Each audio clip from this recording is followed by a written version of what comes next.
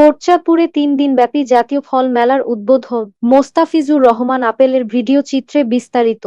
দেশি ফল বেশি খাই, আসুন ফলের গাছ লাগাই এ প্রতিপাদ্যকে সামনে রেখে সারা দেশের মতো ঝিনাইদহের কোটচাঁদপুরেও শুরু হয়েছে জাতীয় ফল মেলা। বৃহস্পতিবার সকালে উপজেলা পরিষদ চত্বরে মেলার উদ্বোধন করেন উপজেলা নির্বাহী কর্মকর্তা কাজী আনিসুল ইসলাম। মেলার উদ্বোধনের আগে একটি বর্ণাঢ্য শোভাযাত্রা শহরের বিভিন্ন সড়ক প্রদক্ষিণ করে। এরপর মেলা প্রাঙ্গণে আয়োজন করা হয় আলোচনা সভা।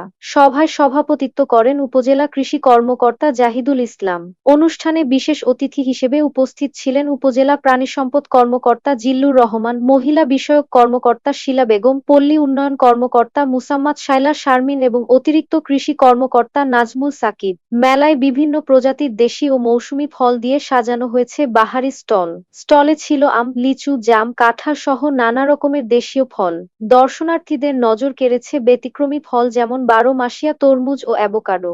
এছাড়া একটি স্টলে রাখা হয় ফরমালিনযুক্ত ও মুক্ত ড্রাগন ফল। উপস্থাপকরা জানান, ফরমালিনযুক্ত ফল শরীরের জন্য ক্ষতিকর এবং এতে কৃষকেরাও ক্ষতিগ্রস্ত হন।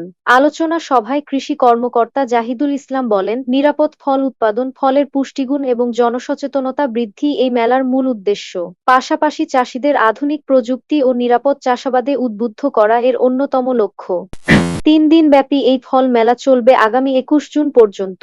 স্থানীয় কৃষক, শিক্ষার্থী ও সাধারণ মানুষের অংশগ্রহণে মেলা প্রাঙ্গণ হয়ে উঠেছে প্রাণবন্ত।